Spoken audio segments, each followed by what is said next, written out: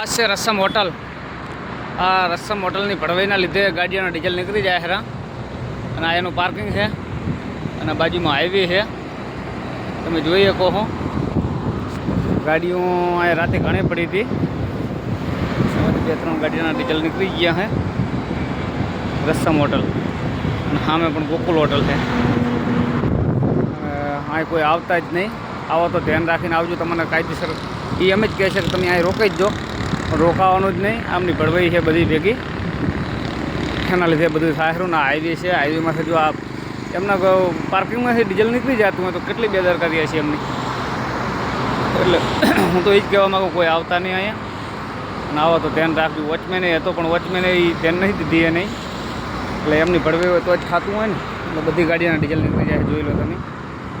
બિચારા કેટલા રાડું પાડી પાડીને ગયા છે, કોઈનું સાંભળ્યું નથી એમને।